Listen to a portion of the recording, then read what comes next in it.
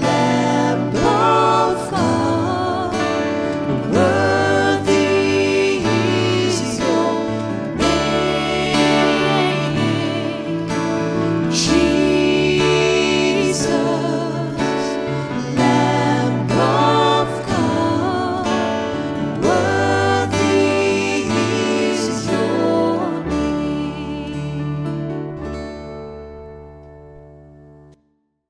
In the name of the Father, and of the Son, and of the Holy Spirit. Amen. The grace of our Lord Jesus Christ, and the love of God, and the communion of the Holy Spirit be with you all.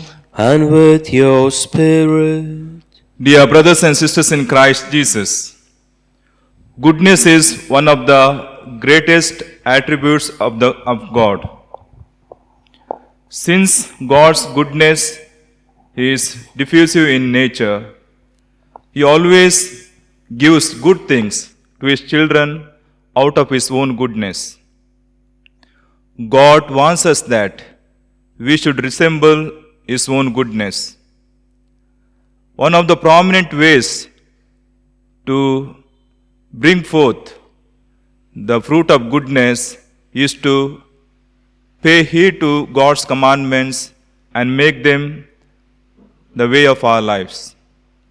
In the first reading of today, we hear how God gives His commandments to the people of Israel, and He also tells them to follow His commandments so that they may walk in His own ways of goodness. And in the Gospel, we hear Jesus explaining the parable of the sower. And through this, He encourages us to become the good soil that brings forth the fruits in 100-folds by listening His word with our mind, with our heart, and with our soul. Now, dear friends, let us ask ourselves, what kind of soil we are? For the times we have failed to become the good soil, and for the times we have failed to bear the good fruit, let us be sorry and ask pardon from God.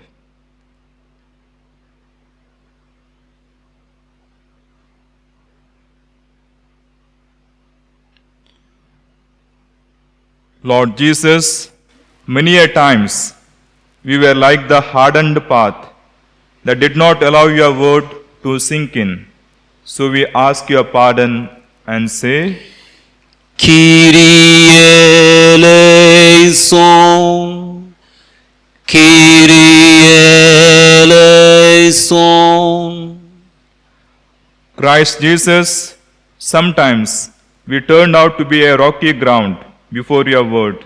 Though we receive joyfully your spirit-filled word, when the tribulations and persecutions came, we rejected your word. So we ask your mercy and sing, Christe eleison. Christe eleison. Lord Jesus, sometimes we were like the soil sown in the thorny bush, listening your word, but failing to bear fruit. So we ask your pardon and sing, Kyrie eleison. Kyrie eleison. May Almighty God have mercy on us, forgive us our sins, and bring us to everlasting life. Amen. Let us pray. Show favor, O Lord, to your servants, and mercifully increase the gifts of your grace, that made fervent in hope, faith, and charity, they may be ever watchful in keeping your commands. Through our Lord Jesus Christ, your Son, who lives and reigns with you in the unity of the Holy Spirit, one God forever and ever. Amen. A reading from the book of Exodus. In those days, God spoke all these words, saying, I am the Lord your God, who brought you out of the land of Egypt, out of the house of slavery. You shall have no other gods before me. You shall not make for yourselves a carved image or any likeness of anything that is in heaven above, or that is in the earth beneath, or that is in the water under the earth. You shall not bow down to them or serve them, for I, the Lord your God, am a jealous God, visiting the iniquity of the fathers on the children to the third and the fourth generation of those who hate me, but showing steadfast love to thousands of those who love me and keep my commandments. You shall not take the name of the Lord your God in vain, for the Lord will not hold him guiltless who takes his name in vain. Remember the Sabbath day to keep it holy. 6 days you shall labor and do all your work, but the seventh day is a Sabbath to the Lord your God.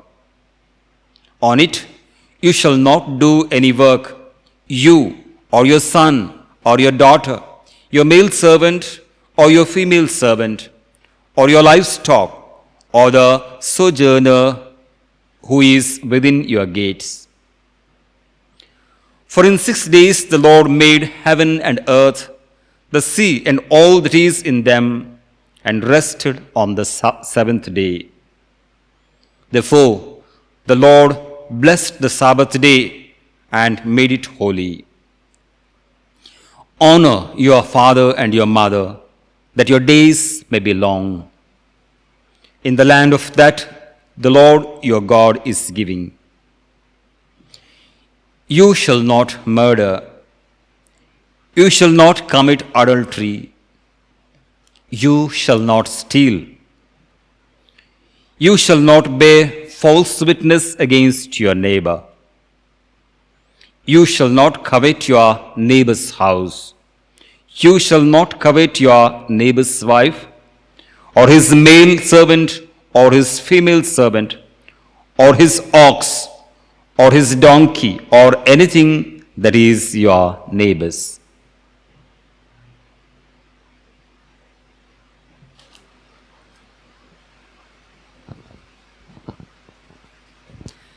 The word of the Lord. Thanks be to God. Our response, Lord, you have the words of eternal life. Lord, you have the words of eternal life. The law of the Lord is perfect. It revives the soul. The decrees of the Lord are steadfast. They give wisdom to the simple. Lord, you have the words of eternal life. The precepts of the Lord are right. They gladden the heart. The command of the Lord is clear. It gives light to the eyes. Lord, you have the words of eternal life. The fear of the Lord is pure, abiding forever. The judgments of the Lord are true. They are all of them just. Lord, you have the words of eternal life. They are more to be desired than gold, than quantities of gold. And sweeter are they than honey flowing from the comb. Lord, you have the words of eternal life. Let us stand for the gospel.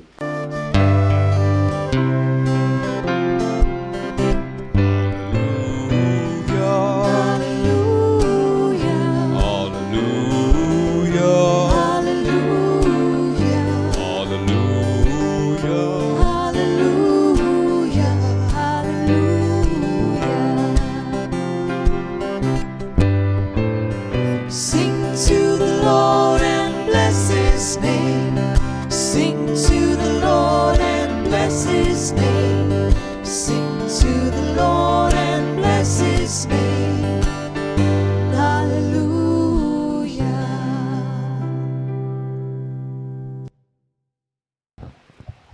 The Lord be with you. And with your spirit, A reading from the Holy Gospel according to Matthew. glory to you, O Lord.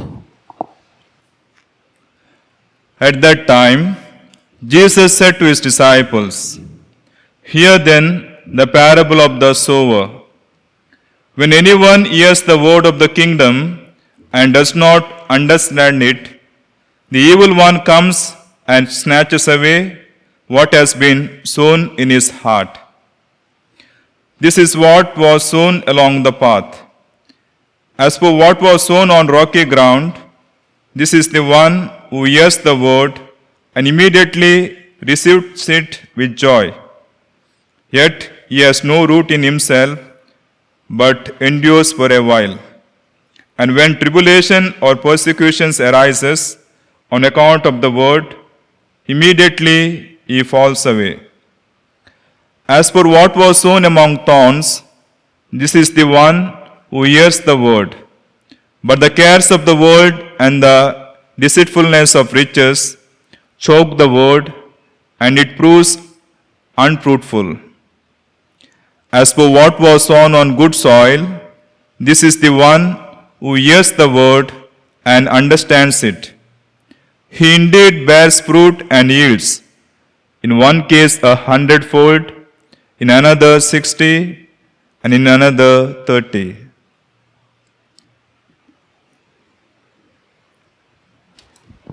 The Gospel of the Lord. Praise to you, Lord Jesus Christ. Dear brothers and sisters in Christ Jesus, the 10 commandments about which we heard in the first reading of today was not viewed by the Israelites as something negative. Rather, they saw it as something positive. These commandments were a concrete sign of God's deep and personal love relationship with them. The Israelites viewed the commandments as freeing them from a life of moral slavery and transforming them into a life of loving service. That is why the psalmist sings to God, Your word is a lamp for my feet, Lord, and a light to my path. Oh, how I love your law, O Lord. How sweet to my palate are your promise. Dear friends, in order to make his parable easily understandable to his disciples, Jesus explains the parable of the sower. Often, for a believer, the problem in hearing God's word lies not in receiving it, but in retaining it and making it bear fruit. 3 stages are involved in hearing God's word. The first is the mind stage or the cognitive domain. It involves listening to God's word and understanding what the word means. The second is the heart stage or the affective domain. It involves taking to heart God's word and allowing it to touch and affect us. The third is the soul stage or the psychomotor domain. It involves embracing God's word and putting it into practice. Therefore, hearing God's word involves listening with our mind, listening with our heart, and listening with our soul. Dear friends, Jesus' explanation of the parable to his disciples was like an examination of conscience for our own lives. The first scenario was a seed that fell on the path. The person lacked understanding, and hence the evil one came and snatched the word away. An eager disposition to listen and understand is necessary to prepare the soil of our souls. The enemy is shrewd. He desires to snatch the word of God from our midst before it reaches our heart. As Christians, we must be shrewd in welcoming God's word so that it may be sown and take root in our hearts and in our minds. Second, the rocky ground. Jesus warned of the seed that was sown on rocky ground. While it may have offered much joy initially, the person's perseverance wavered quickly at the first sight of difficulties. When circumstances are unfavorable, do we reject God's word, seeking to forget our own path rather than looking for God's presence and hand in the crosses of our daily life? Our rocky ground requires tilling and preparation of the soil to prepare for the deep roots to settle in. What are the rocks in our lives? How can we till the soil to prepare the way for deeper faith? Third, from thorns to a rich harvest. Jesus used the analogy of thorns to refer to the anxieties and temptations of the world. A heart clinging to possessions has little or no room for God.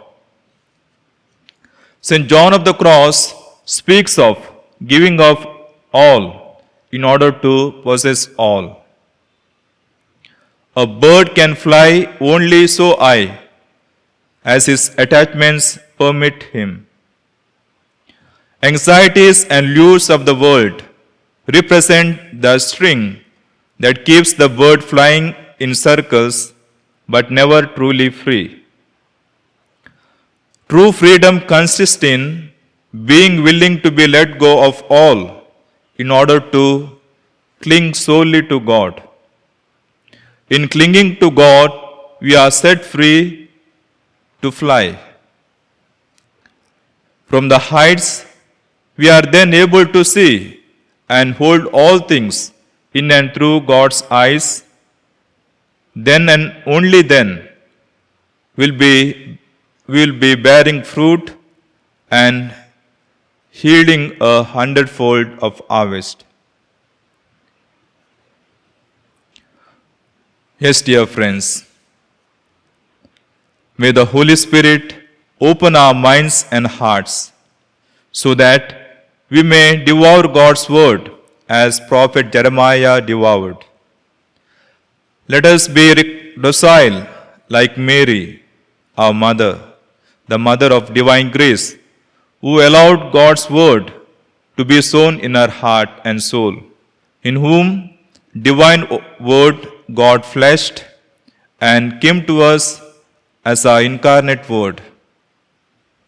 Let us allow God's word fall in our hearts as it fell in Zacchaeus, so that it brings forth the fruit of repentance too. May God bless us and help us to listen His word and practice in our lives. Amen.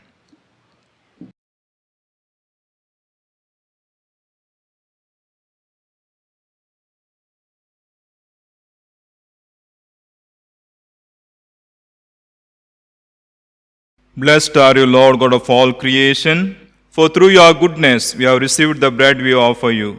Fruit of the earth and work of human hands, it will become for us the bread of life. Blessed be God forever.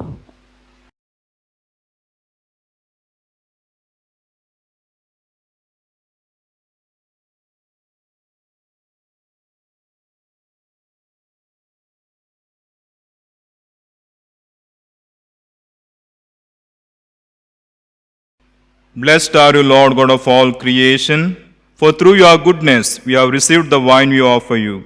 Fruit of the vine and work of human hands, it will become our spiritual drink. Blessed be God forever.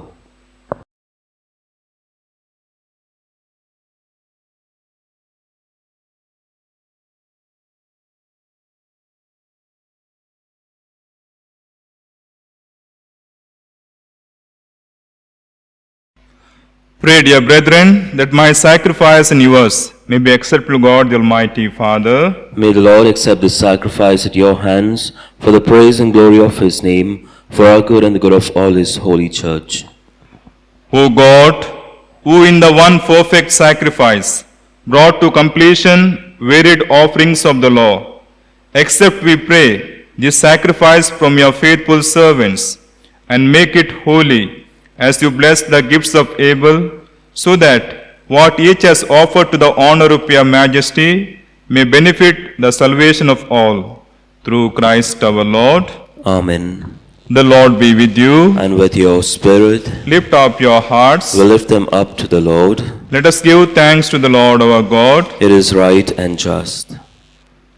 It is truly right and just, our duty and our salvation, always and everywhere to give you thanks, Lord, Holy Father, Almighty and eternal God, through Christ our Lord. His death we celebrate in love. His resurrection we confess with living faith. And his coming in glory we await with unwavering hope. And so, with all the angels and saints, we praise you, as without end we acclaim. Holy, holy, holy, Lord God of hosts, heaven and earth are full of your glory. Hosanna in the highest. Blessed is he who comes in the name of the Lord. Hosanna in the highest. You are indeed holy, O Lord, the fount of all holiness. Make holy, therefore, these gifts, we pray, by sending down your Spirit upon them like the dewfall, so that they may become for us the body and the blood of our Lord Jesus Christ. At the time he was betrayed and entered willingly into his passion, he took bread and, giving thanks, broke it and gave it to disciples, saying, "Take this, all of you, and eat of it, for this is my body, which will be given up for you."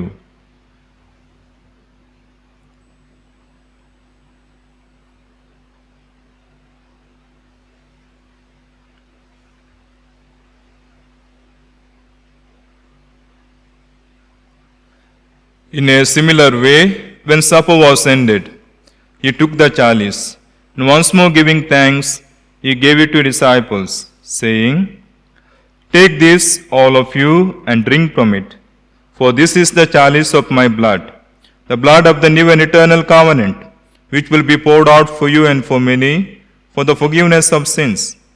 Do this in memory of me."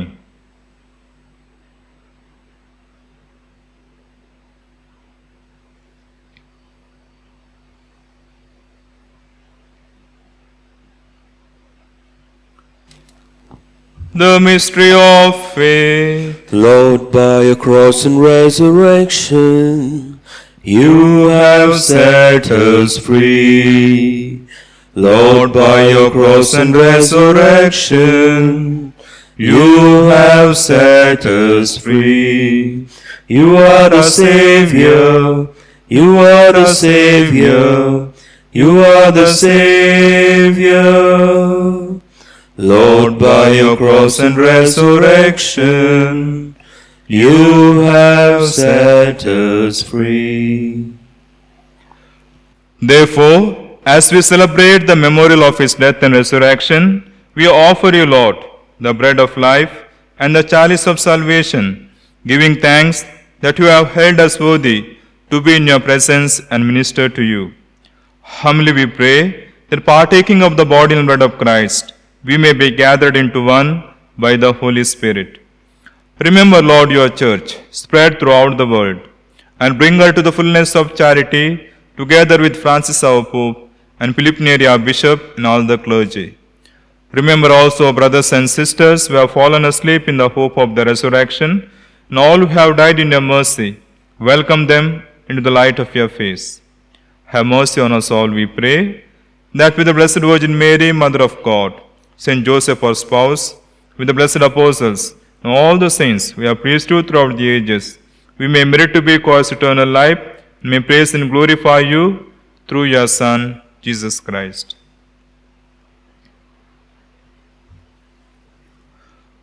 through him and with him and in him. O God Almighty Father, in the unity of the Holy Spirit, all glory and honor is yours forever and ever. Amen.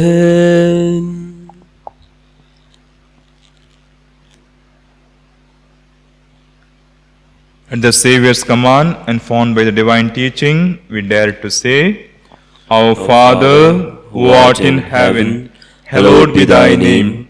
Thy kingdom come, thy will be done, on earth as it is in heaven. Give us this day our daily bread, and forgive us our trespasses, as we forgive those who trespass against us. And lead us not into temptation, but deliver us from evil. Deliver us, Lord, we pray, from every evil. Graciously grant peace in our days, that by the help of your mercy, we may be always free from sin and safe from all distress, as we await the blessed hope and the coming of our Saviour Jesus Christ. For the kingdom, the power, and the glory are yours, now and forever. Lord Jesus Christ, who said to your apostles, Peace I leave you, my peace I give you. Look not on our sins, but on the faith of your church, and graciously grant her peace and unity in accordance with your will, who live and reign forever and ever. Amen. The peace of the Lord be with you always. And with your spirit. Let us offer each other the sign of peace. Lamb of God, you take away the sins of the world, have mercy on us. Lamb of God, you take away the sins of the world, have mercy on us. Lamb of God, you take away the sins of the world, grant us peace.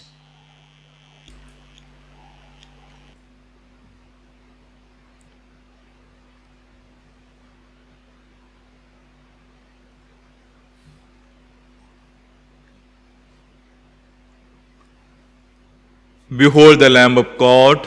Behold him who takes away the sins of the world. Blessed are those who call to the supper of the Lamb. Lord, I am not worthy that you should enter under my roof, but only say the word, and my soul shall be healed.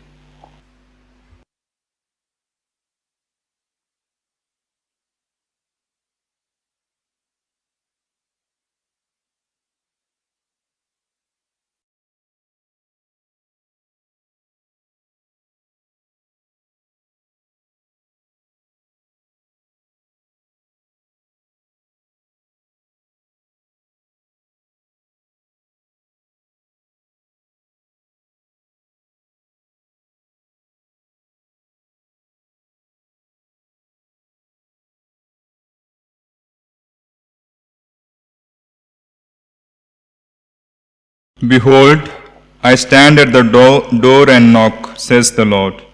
If anyone hears my voice and opens the door to me, I will enter his house and dine with him, and he with me. Let us pray. Graciously be present to your people, we pray, O Lord, and lead those you have imbued with heavenly mysteries to pass from the former ways to newness of life, through Christ our Lord. Amen. The Lord be with you. And with your spirit. May Almighty God bless you, the Father, and the Son, and the Holy Spirit. Amen. Go forth, the Mass is ended. Thanks be to God.